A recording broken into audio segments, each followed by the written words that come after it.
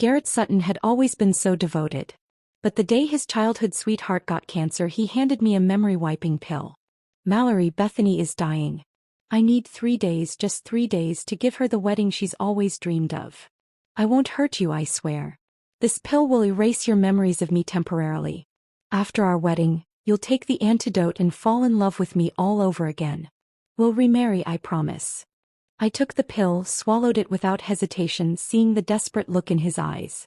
What Garrett didn't know was I formulated the memory pill myself. There was no antidote. In 3 days I'd forget him completely. After the divorce papers were finalized, Garrett checked his watch as we walked out of the courthouse. The pill will kick in any minute now. You'll forget all the memories you cherish of me for the next 3 days. Once you take the antidote, you won't remember any of this, won't have a chance to be sad. Our divorce is just temporary, Mallory. Once this is over, we'll remarry. You know, you're the only real wife I'll ever need. I stared at him silently. There probably wouldn't be a remarriage. As the drug's inventor, I knew its effects better than anyone.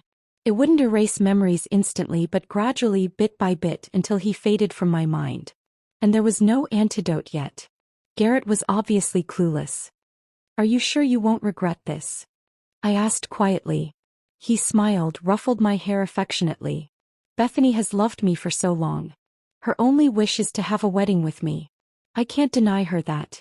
And if I'm going to do it, I won't have any regrets. Mallory, I know you're always understanding. There's no need to fight with a dying woman. Once it's over, we'll go back to our happy life. I gave a bitter laugh, letting the churning ache in my chest consume me, and said nothing. During our most passionate year, I drank myself sick to secure a business deal for him, and he suffered heart arrhythmia from working through the night to recover my research findings. Later, I joked that if I ever got old and forgot him, what would he do? His eyes turned red then, and he kissed me fiercely. Mallory, I love you. Please don't forget me. It would kill me. Now, upon hearing of his childhood sweetheart's cancer diagnosis, he was actively divorcing me, demanding I take a drug to forget everything we shared. I guess he wanted to give her 3 days of pure, unadulterated love, without the distraction of his superfluous wife. Me. 3 days for her to feel like she was the only one. Since he dared to openly turn his back on our relationship and drug me, why bother with a farcical remarriage? I chuckled to myself, a bitter smile forming. Suddenly, a sharp pain shot through my head and I stumbled forward.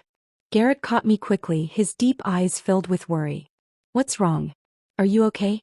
If you're scared, afraid I won't come back, I can let you hold on to the divorce papers and other documents for safekeeping. I straightened up, looking at Garrett in confusion. Divorce papers? What are you talking about? Garrett blinked, then asked cautiously, Mallory, you got divorced, remember? Divorced. Seeing my blank expression, a flicker of relief crossed his face. I glanced down at the divorce papers clutched in my hand and it clicked. The drug was kicking in. Its first target, my memory of our divorce. Garrett snatched the papers from my hand as if afraid I'd see his name on them and said soothingly, Mallory, I'm your brother. Your sick lost some memories. I'll keep these important documents safe for you. I looked up, met Garrett's shifty eyes but didn't call him out. Fine, if he wanted to play a part, I'd play along. A saccharine voice chirped, Garrett, there you are. I followed the sound and saw Bethany hurrying towards us, tripping over a rock. Garrett instinctively dropped me and reached out to catch her. I stumbled, hitting the wall, and the throbbing in my head intensified. Bethany giggled against Garrett's chest. Thanks for catching me, Gar. Garrett's expression changed immediately. He glanced at me. Mallory, did you get hurt? Bethany's sick. If she fell and bled, it might not stop. So I helped her first. I'm sorry. I righted myself, ignoring the pain, and brushed off my clothes. It's okay. Bethany clung to Garrett's arm, whispering, Garrett, divorce or not, why were you so slow? I waited forever. Seeing me staring, Garrett coughed awkwardly, glancing at me guiltily. He didn't push her away. It's done. We can focus on the wedding now. Bethany beamed, throwing me a smug look. Mallory, I've been dating your brother for 5 years. We're getting married in 3 days. You have to come.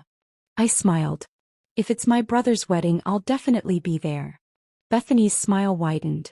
Then you can be our photographer. You have to capture the moment when Garrett and I kiss at the wedding. Bethany, Garrett said, his expression darkening. He cut her off, staring at me, finding no trace of sadness in my eyes. For some reason this unnerved him. She doesn't need to be at our wedding. My expression didn't change. Seeing Garrett siding with me, Bethany frowned and collapsed dramatically into his arms. Garrett, my heart suddenly hurts so bad. I can't breathe. Garrett's eyes widened with concern and he held her close. Is it another attack? Hang on, I'll take you to the hospital.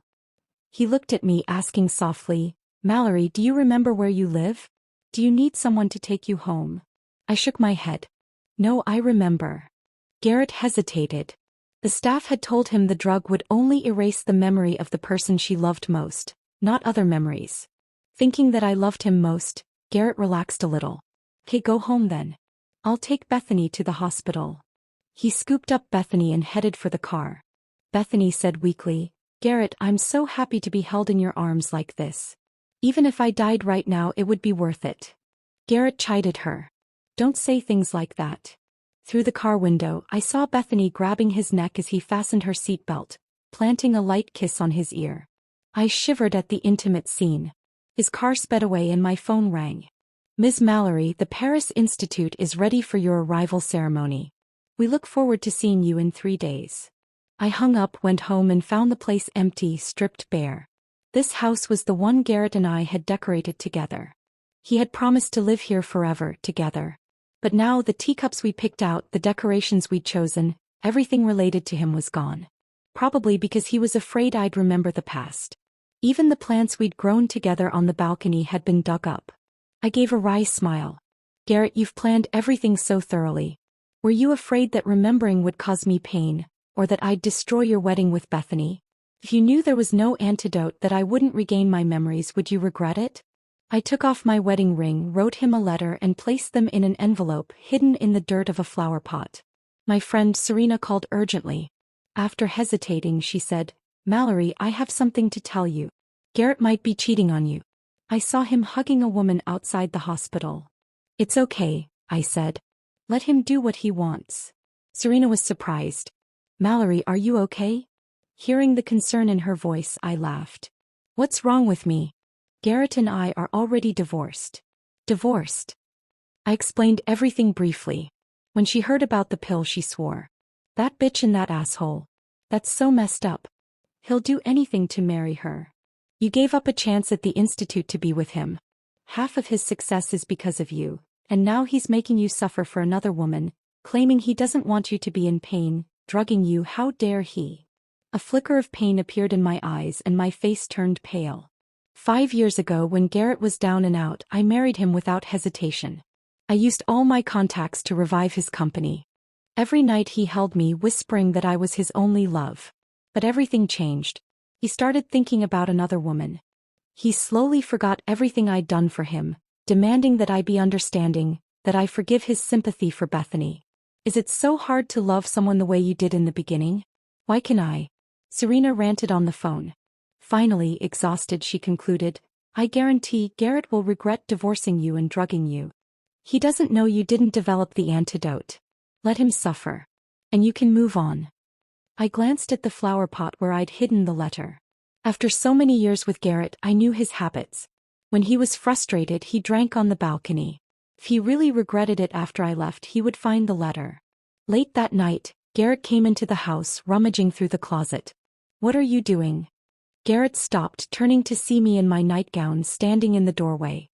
He frowned, draping his coat over my shoulders. It's cold. Why are you wearing so little? Ignoring him, I repeated, What are you looking for? I want to borrow your wedding dress. Bethany wants to wear it at the wedding. Garrett explained, the one you wore when we got married. You must have forgotten. I stared at him silently. I hadn't forgotten. He'd designed the dress himself. From the sketch to the finished product, it had taken 2 months. He'd done it because I'd said I wanted a unique wedding dress. Now he was taking it to make another woman's dream come true. I found it laughable and asked, Is the dress that important? Why that one? My words seemed to trigger a memory. He hesitated. He told me, This dress is yours forever. I stared at him. After a moment he said, It was designed by a master. Bethany likes it so much. She wants to get married in it. Seeing my downcast eyes, he added, I'll give it back after the wedding. I promise. Ask me for anything. Still lying. My heart shattered again. At our wedding, he had never taken his eyes off me. Afterwards, he had treasured the dress, storing it carefully in the closet. I teased him, why do you cherish it so much? He had said, you made it beautiful. I want to keep that memory forever. Now because Bethany liked it, he was giving it to her. The dress had lost its preciousness. It was just a tool to make Bethany happy. It's late. Go to sleep. I have to go out. Garrett didn't notice my distress. He grabbed the dress and left. I tossed his coat on the floor and looked at the empty closet, filled with disappointment and grief. It's okay. Like you, I'll be fine when it's over. I was just being abandoned. Once my memories were gone, I could move on. A sharp pain shot through my head. Another chunk of my memory disappeared. I snapped out of my despair. The next day, Serena told me that Garrett was busy preparing for his wedding with Bethany, even grander than when he married me. I nodded, lost in thought. Garrett was so busy, yet he still sent me meals. What an effort to be so thoughtful. On the wedding day, Serena took me to the venue. Before the wedding, we sat in the corner watching Garrett and Bethany holding hands, surrounded by bridesmaids. I remember Garrett having such a big wedding for Mallory too. How lucky can Bethany get? Hearing my name, Bethany squeezed Garrett's arm. Garrett explained, Mallory and I are divorced. It's Bethany's wedding. We don't need to talk about the past. Hearing Garrett distancing himself, the bridesmaids sighed. Bethany is young and beautiful. Mallory could never compare. Garrett, Bethany's entrusting her life to you. Don't let her down. Garrett smiled warmly, just as he had promised me. Don't worry. I won't. I looked away. Serena fumed. What a twisted mindset. The other woman thinks she has the right to say anything. Someone shouted, let's have a kiss. The bridesmaids chanted, kiss, kiss. Bethany blushed, looking at Garrett coyly. Garrett stroked her cheek and kissed her softly. The crowd cheered. In the midst of the noise, I felt utterly alone. I'd lost his heart. Now I'd lost everything. I smiled bitterly. Fortunately, my memory loss meant I wasn't in as much pain as I could have been. My phone vibrated with a flight alert. Serena, I have to go. Serena hugged me, her eyes red. Go. Leave this mess behind. I'll wait for you to come back successful. I'll have a gift delivered for you. I'm leaving, I smiled, flicking her nose. I didn't care what kind of gift she was sending. In half an hour, my memories of loving Garrett would vanish. I dragged my suitcase away. Garrett and Bethany, hand in hand, glanced over as if they had seen me, looking panicked. But no, it wasn't possible. If I were there, I'd be attending as a family member. He would know, not just catching a glance of me dragging my suitcase. He must have been mistaken. The lights dimmed. Garrett and Bethany stood on the stage, exchanging rings, looking into each other's eyes. People cheered and called for a kiss. Suddenly, a banner dropped. Serena stood beneath it, holding a megaphone, smiling. Congratulations to the homewrecker Bethany and Garrett on their everlasting relationship. May you be infertile and only have 8 sons. Bethany paled, hiding behind Garrett. Seeing Serena, Garrett frowned. What are you talking about? Mallory and I are divorced. Bethany is not a homewrecker. Serena laughed. Saying one thing, doing another, that's you. Ditching your ex-wife but still giving her a wedding, telling her to wait to remarry. Do you know how much pain you caused her? Garrett's eyes turned cold. He strode over to Serena, forcing himself to sound calm. What are you talking about? I gave Mallory a pill. She can't remember any of this. Idiot, the pill doesn't erase memories immediately. It only works by the 3rd day. You did everything you did. Mallory saw it all. Serena grinned. Do you know who developed the drug? Mallory, your ex-wife. One more thing. There's no antidote. Mallory has completely forgotten you. She'll never remarry you. You can be happy with your bitch and live happily ever after. Garrett turned white, looking horrified. He grabbed Serena, forcing a calm tone. Is what you said true? True. Serena scoffed. Why would I lie? You're so arrogant. No wonder Mallory left you. You know, she said she hated how weak she was, how much she loved you. Thank you for giving her the chance to take that pill, to finally break free.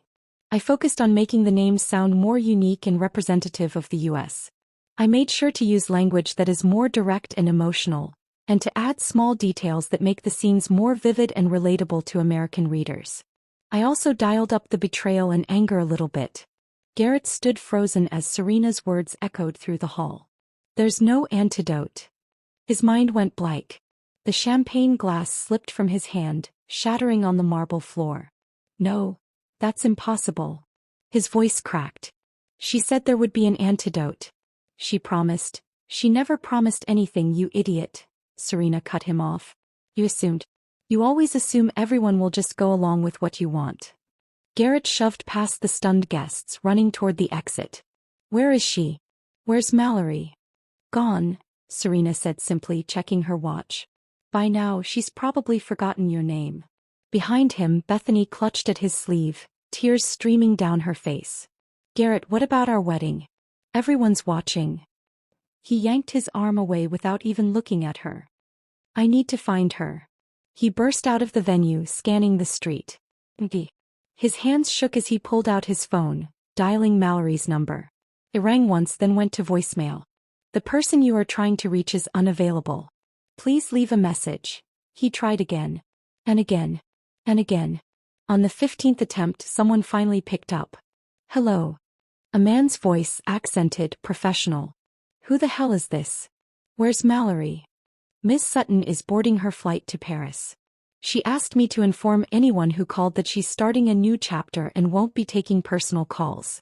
Have a good day. The line went dead.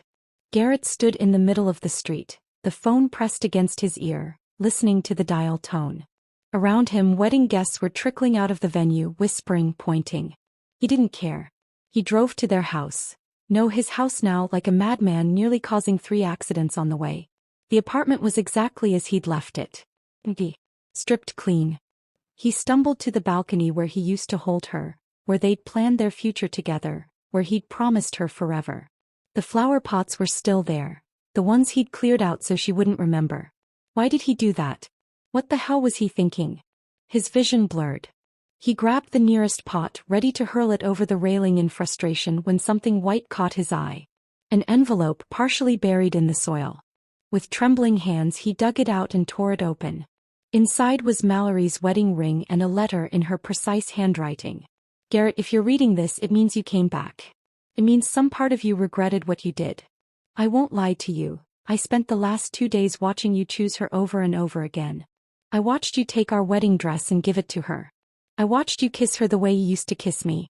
I watched you erase every trace of us from this house. You told me the pill would make me forget so I wouldn't feel pain. But you were wrong. I felt everything. Every moment of those 3 days was agony. The truth is, there is no antidote. There never was. By the time you find this letter, I'll have forgotten you completely. Your name, your face, the way you held me, it will all be gone. Part of me wonders if you'll regret this. Part of me hopes you will, because then you'll understand what it felt like to lose someone you loved while they were standing right in front of you. But mostly I just feel tired. I gave you 5 years of my life. I sacrificed my career, my opportunities, my dreams. All for you. And when it mattered most, when you had to choose between me and a memory, you chose the memory. So here's my goodbye, Garrett. Not because I want to hurt you, but because I need to be free. By the time you read this, I'll be someone new. Someone who doesn't know your name. Someone who doesn't wake up at 3 a.m. wondering if you ever really loved her. I hope Bethany's wedding was everything she dreamed of. I hope it was worth it. Don't come looking for me. Even if you find me, I won't know who you are. And honestly, that's the kindest thing I could have ever done for myself. Goodbye, Garrett. And the letter slipped from his fingers, fluttering to the ground. Garrett sank to his knees, a sound tearing from his throat that he didn't recognize. Raw, broken, inhuman. She was gone. Not dead, but worse. She was alive somewhere, breathing, living, existing, and she didn't know him. Every moment they'd shared, her laugh when he made terrible jokes, the way she'd curl against him during thunderstorms, how she'd stayed up all night to save his company, the tears in her eyes when he proposed, all of it erased. And it was his fault. His phone buzzed. Bethany. Garrett, where are you? Everyone's asking questions. The wedding, he didn't read the rest. He threw the phone against the wall, watching it shatter into pieces. Just like everything else. 3 months later, Bethany sat across from Garrett in their sterile apartment. He'd never brought her to the home he'd shared with Mallory, picking at her dinner. "You're doing it again," she said quietly. "Doing what?" "Looking at your phone. Waiting." Garrett set down his fork. "I'm not, you are." Her voice was flat. "You've been doing it every day for 3 months. You're waiting for her to call, but she won't, Garrett. She doesn't even remember you." The silence stretched between them. "I'm sorry," she finally whispered. "I know this isn't. I know you didn't want things to turn out this way." Garrett looked at her, really looked at her for the first time in weeks. She'd gained weight. Color had returned to her cheeks. The terminal cancer diagnosis had been revised to early stage, highly treatable. She'd be fine. He'd destroyed his marriage for nothing. "I should go," he said, standing up. "Go where?" "I don't know."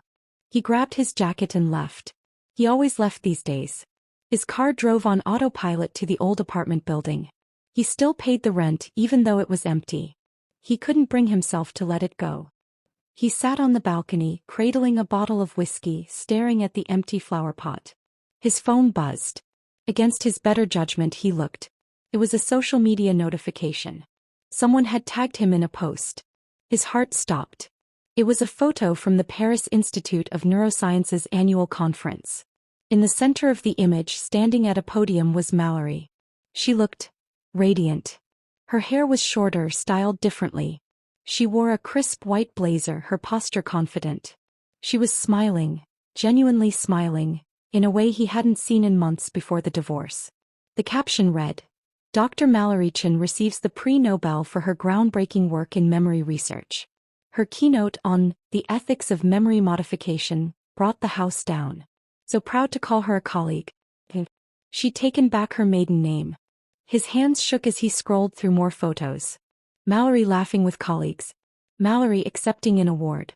Mallory looking happy and whole and alive in a way she never was with him toward the end. In one photo, a man's hand rested on her shoulder as she smiled up at him. Tall, distinguished, French perhaps. The gesture was casual but unmistakably intimate. Garrett's chest constricted. She'd moved on. Completely. She didn't lie awake at night wondering about him. She didn't check her phone hoping for a text. She didn't torture herself with memories of what they had. Because she had none. He was a blank space in her history. A void. Nothing. The whiskey bottle fell from his hand, spilling across the balcony floor. 3 days. He'd asked for 3 days to give Bethany a dream wedding. And in return he'd lost forever. 2 years later Garrett stood in the back of the auditorium, collar pulled up, baseball cap low. Mallory was giving a lecture at a medical conference in New York. He'd flown across the country just to see her, knowing it was pathetic, knowing he had no right. She stood on stage, poised and brilliant, explaining the neural mechanisms of memory consolidation. Her research had exploded in the past 2 years. He was being called a pioneer, a genius. Everything she'd put on hold for him she'd reclaimed. And so, she concluded, we must ask ourselves, just because we can manipulate memory, does that mean we should? What responsibilities do we bear when we hold someone's past in our hands? The audience applauded. Garrett's hands remained in his pockets. During the Q&A someone asked, "Dr. Chin, your research is so personal, so emotional. What inspired you to pursue this field?" Mallory smiled. That new smile, the one he didn't recognize. "I was fascinated by the idea of choice," she said. That we can choose what to hold on to and what to let go. That sometimes, the kindest thing we can do for ourselves is release what no longer serves us. Garrett's throat tightened. After the lecture, he watched her from a distance as she mingled with colleagues, laughing easily, touching the arm of that same French man from the photos. Apparently her research partner, and if the diamond ring on her finger was any indication, her fiancé. He could approach her. Introduce himself. Maybe some part of her would feel a spark of recognition, some muscle memory of what they'd been to each other. But as he watched her throw her head back in genuine laughter at something her fiancé said, he realized the cruelest truth. She was happier without him. The woman on that stage, confident, accomplished, free, she wasn't the woman he'd married. That Mallory had exhausted herself trying to hold them together. This Mallory had been forged in the aftermath of forgetting him. And she was better for it. Slowly, Garrett turned and walked away, disappearing into the crowd. He never approached her. He never said a word. Some ghosts he realized were meant to stay buried. 3 years later, Garrett sat in his office, staring at the divorce papers he'd kept in his desk drawer. Mallory's signature next to his. The last piece of evidence that they'd ever existed together. His company had recovered, barely. Bethany had left him a year ago when she realized he'd never love her the way he'd loved Mallory. She'd accused him of being a ghost haunting his own life. She wasn't wrong. His assistant knocked. "Mr. Sutton? You have a package. Leave it." But she came in anyway, setting a small box on his desk. "It's from Paris. I thought you'd want to see it right away." His heart lurched. With shaking hands he opened it. Inside was a book. Mallory's book. Memory, Identity, and the Self. A Neurological Perspective. Her name embossed in gold on the cover.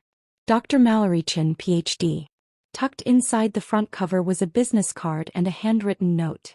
"Garrett, my publisher insists on sending courtesy copies to everyone mentioned in the acknowledgments. You're in there, briefly, as the person who funded my early research. I'm told we were once married, though I have no memory of it. My friends have filled in some gaps, but it feels like hearing about someone else's life. I don't know what we were to each other. I don't know if it was good or bad, love or obligation. But I want you to know something. I'm happy now. Truly happy. I hope you are too. Whatever happened between us, I've let it go. I hope you can do the same." Mallory. Garrett read the note 3 times, his vision blurring. I hope you can do the same. But he couldn't. He would carry this for the rest of his life. The memory of loving her, losing her, and knowing it was entirely his fault. He opened the book to the acknowledgments page. There, buried in a paragraph thanking various supporters, was a single line. "And to Jis, who taught me that some things are better forgotten." Garrett closed the book and pressed his palms against his eyes. The cruelest irony was that Mallory had given him exactly what he'd asked for. A clean slate, a fresh start, a world where she didn't have to remember the pain he'd caused. She was free. And he was left with all the memories she'd lost, replaying them every day in the prison of his own mind. Outside his window, the city gleamed under a setting sun. Somewhere in Paris, Mallory was probably having dinner with her fiancé, planning a wedding, building a life. A life where Garrett Sutton had never existed. And perhaps that was exactly what he deserved. He opened his desk drawer, placed the book inside next to the divorce papers and closed it. Some mistakes he'd learned don't get second chances. Some loves, once lost, can never be found again. And some men spend the rest of their lives haunted by the ghost of the woman who forgot them. The end. And that's the end of today's story. If you enjoyed it, don't forget to like and subscribe for more. See you next time.